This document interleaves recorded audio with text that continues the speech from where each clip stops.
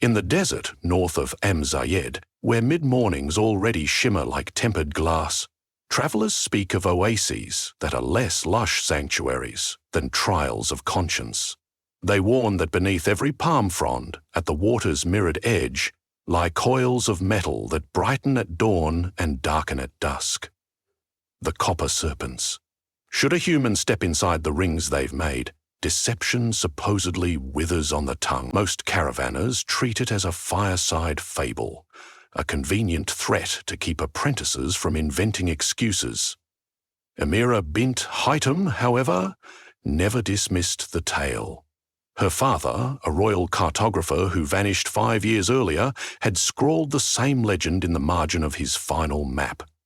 She believed he had gone to seek the serpents and never returned. So Amira, with the stubbornness that had once gotten her expelled from the Royal Academy of Letters, bought a half-ruined compass, a water skin, and the hired guidance of a broad-shouldered nomad named Kabil. He charged double the going rate, arguing that anyone hunting myths was worth at least that much. She paid him, anyway, for she understood a harsher arithmetic. The desert extracted more than gold from those who disputed its pricing. On the first morning of their trek, the horizon was a graphite smear, and the air smelled faintly of copper, even where no metal lay visible. Kabil noticed her sniffing. "Many ores hide near the surface," he said. "Wind peels back the sand and you smell the earth's blood." She nodded, but kept her true reason for interest private. Father had written, "The serpents announce themselves first by scent." As though a smithy has been newly doused, they walked for 6 silent days. Kabil measured distance by the wear on his sandals. 1 notch carved per dawn. Amira measured it by how often doubt tried to speak inside her skull. On the morning of the 7th, a dust storm rose like a sand-colored tidal wave.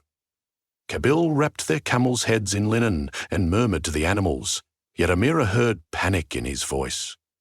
In her father's last letter, he'd praised such storms. They scour the land, leaving truths exposed. The storm ended at twilight, uncannily abrupt.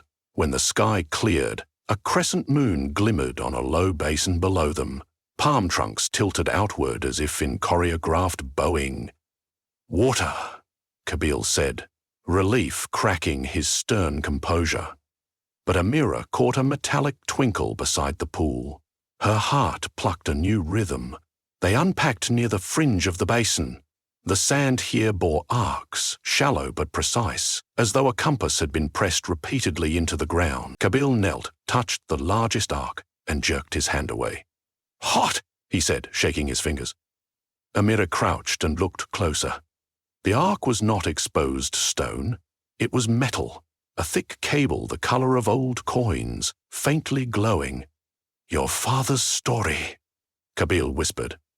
"You think this is it?" "Not think," she answered. "I know." She stepped forward, past the subtle barrier of copper, and felt the air lunge at her cooler somehow. Though the campfire at her back still radiated heat, the oasis seemed to hush, like a crowd awaiting a verdict. She inhaled, tasting iron on her tongue. "Father," she said aloud, partly to test whether words would still come. They did, but each syllable felt inspected before release, as if invisible customs officials had examined her throat. She turned. Kabil remained outside the ring, watching her warily. "What does it feel like?" he asked. Like being in the center of a question, then she surprised herself by adding, "And I do not know the answer." She blinked. Honesty had leapt out, raw and unembellished. The circle's power, if that was what this was, had begun its work. Kabil grunted. "I don't like that," he said, drawing his water skin. He drank, then grimaced. "Went stale." He uncorked it and let the water spill onto the sand. Amira faced the palms and whispered, "I come seeking Haytham bin Khalid. Is he here?" Nothing moved. But beneath her boots, the copper coils warmed. A low hum rose, then resolved into a hiss, half musical, half serpentine. 2 slender ridges lifted out of the sand, their surfaces ribbed like braided cables. They wound around each other until they formed the unmistakable shape of a pair of snakes, eyes glowing a soft citrine. Kabyle gasped and took a full step backward, nearly falling against the camel. Amira dropped to one knee, half from reverence, half so she could speak eye level to the beings. Legends, she recalled, said they favored respect but demanded precision. "I greet you," she began, hearing her voice steady despite terror. "I am the daughter of Haytham bin Khalid, who came seeking knowledge. I ask for word of him." The nearest serpent tilted its head. Its mouth did not move, yet Amira heard a voice, as lucid as if spoken inside her mind. "Truth is greeted," it said. Then, aloud this time, the second serpent added, "But we demand the equal exchange of truth." Amira felt the copper current crawl up her ankles, through her spine, into her skull. "Ask," she managed. The first serpent's eyes narrowed. "What grief do you refuse to name?" The question battered her like a sudden squall. Images flashed. Her last argument with father, the slammed door, years of stubborn silence. Tears blurred the oasis. She swallowed. "I fear that if I find him dead, I will be relieved." The confession tasted vile, but even as it left her lips, she felt something unbolt inside her chest. The desert's night breeze reached deeper into her lungs. The serpent sank, silent. For a moment she feared she'd been judged unworthy. Then the second serpent spoke. "Your father remains alive, but curious hearts risk many forms of death. He is farther south in a place where water forgets itself. Seek the Vale of Mirrors." Amira opened her mouth to ask for directions, but her throat sealed. The copper circle's warmth receded. The serpents uncoiled, burrowed, and vanished. She sensed both audience and verdict were over. Only the hush remained. Kabyle ventured toward the copper, stopping short. "Are you all right?" "I am changed," she said, which is not the same as all right. She wiped her cheeks. "We go south." "Did they truly speak to you?" "Yes.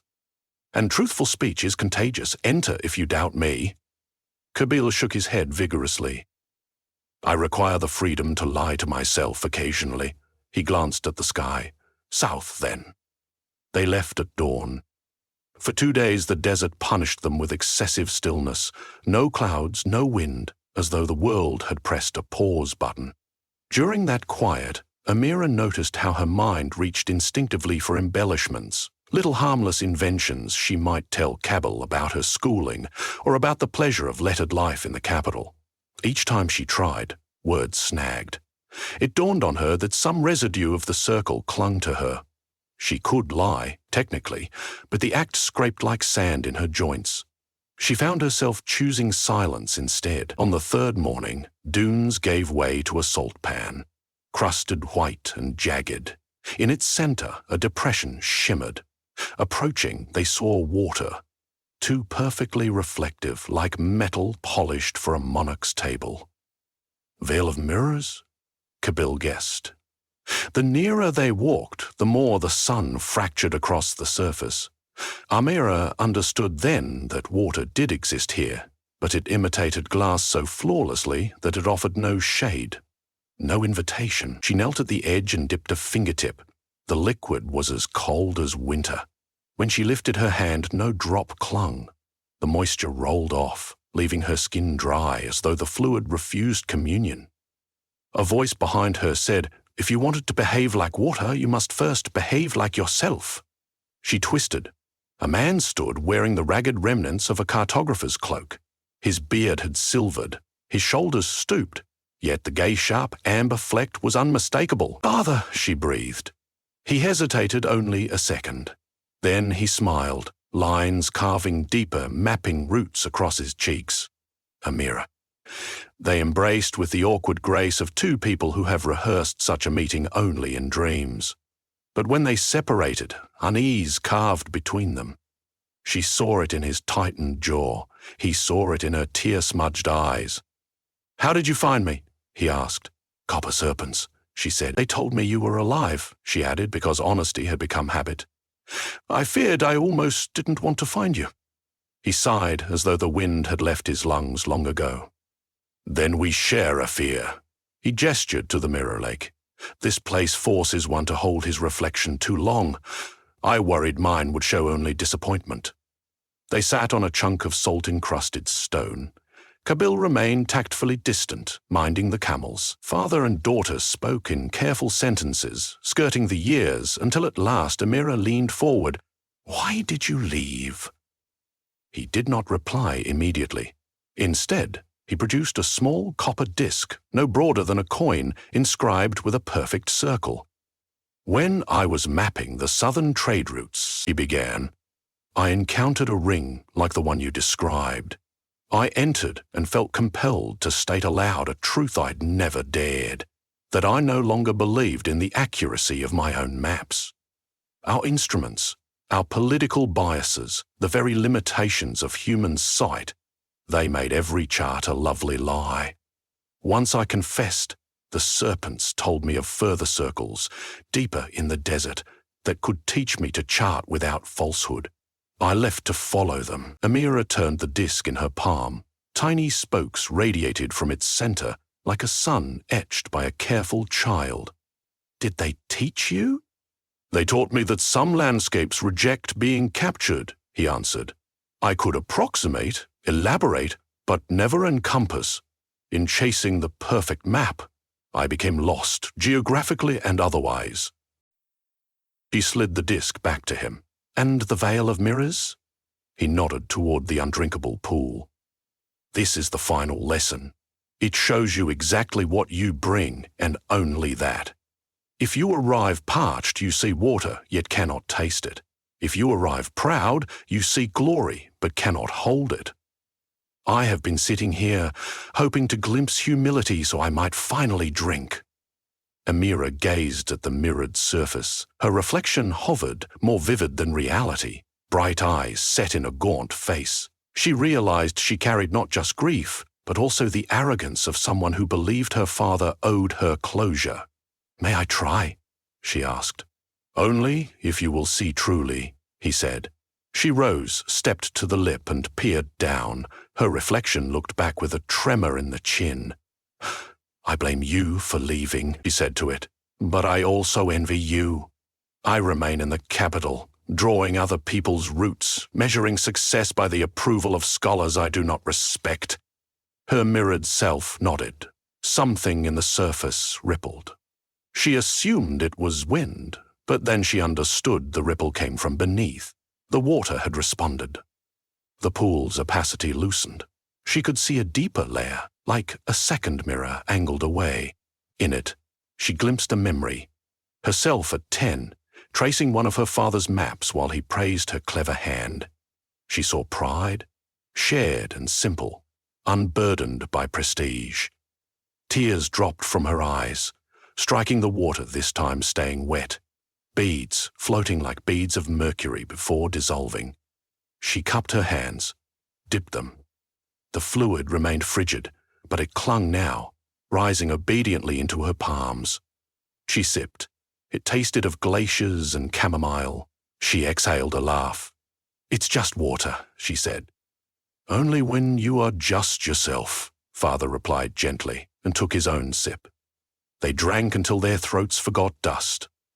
Eventually, they rejoined Kabil, who was pretending indifference yet studied their damp faces with discreet relief. Night fell, stars swarmed, uncensored by city lamps. Around their small fire, Father unrolled a scroll, a map unlike any Amira had seen. Instead of crisp lines delimiting rivers and ridges, it contained concentric circles, some solid, some perforated, radiating like ripples after stone meets pond. "These are the circles of copper," he explained. "Each oasis of truth influences those around it.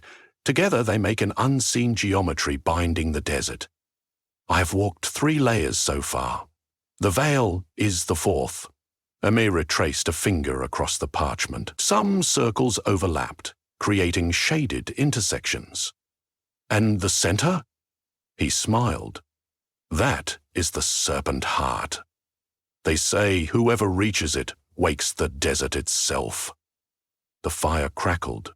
"I cannot go farther. My legs betray me, and I have owed you a return for too long. But you—" She met his gaze and shook her head. "I have lied enough to myself to know the shape of my desires. I do not want to chase the perfect map. I want to understand how truth changes the traveler. If the serpents will let me, I will accompany you to the next circle." A hush, softer than the ones at the oases, yet bearing their same quality, settled among them. Finally, Father spoke. "Then we travel together." During the following fortnight, they moved from oasis to oasis, guided less by compass than by instinct sharpened through honesty. Each ring posed a question. What fear keeps you moving? What kindness have you withheld? They answered as best they could, sometimes failing, sometimes sitting for hours until words emerged unmarred. Kabil, curious despite himself, entered a circle at dawn and burst out moments later, muttering, "Never again!" But afterward, he stopped exaggerating his prices and once left extra water for a rival guide. Even small truths proved viral. In the 6th circle, Amira found a childhood song lodged in memory yet never before voiced aloud. Singing it, she watched the copper scales brighten as if the melody polished them. Father admitted he had once forged an entire tributary on a map because a prince demanded a shortcut to the sea. He wept naming it. The serpents did not condemn him, they only listened and, through their silence, asked for more. At the 7th oasis, they rested longer, for Father's cough had grown persistent. Nights were colder here, and the serpents glimmered faintly crimson, as though internal fires struggled. Amira feared that the journey, though truthful, might outlast his strength. She sat beside him, holding his hand, a gesture they had both once considered too sentimental. He smiled weakly and said, "Every map ends, daughter. The question is whether you arrive." She squeezed his fingers. "And whether you know where you are." He drifted to sleep. Amira kept watch. Across the sand, faint moonlight revealed the next copper line, half buried, leading onward like the margin of an unwritten chapter. In the grey pre-dawn, Father did not wake. He passed as quietly as a star exiting daylight, still holding her hand. Grief rose, immediate yet oddly unpoisoned. Because they had said so much unsparingly, there were no unspoken barbs to haunt her. She wept freely, water spilling onto the sand. The copper nearby brightened, acknowledging the offering. Kabil helped her bury him beneath a cairn of sun-bleached stones. She laid the concentric circle map atop his chest, folding his fingers over it. "May the serpents coil around your rest," she whispered. When the cairn was complete, she and Kabil resumed southward travel. At the perimeter of the next ring, he stopped. "I will wait here," he said. "Your truth is your own." She nodded gratitude, stepped inside and felt the now familiar clarity flood her. The serpents surfaced, more majestic than before. One spoke. "You carry two weights, loss and purpose. Which will lead?" She inhaled the metallic desert dawn. "Purpose," she answered, "because loss teaches me it matters." The serpents bowed their blunt heads. A path of illuminated copper segments unfurled, angling deeper into the desert's heart. Behind her, Kabil called, "Where does it go?" She turned, smiling through fresh tears. "To where maps are born honest," she said, "and I intend to return with one." Then she walked onward, following the copper, that shone brighter with each step, light enough to guide a lone human, yet tempered enough that no shadow could hide within.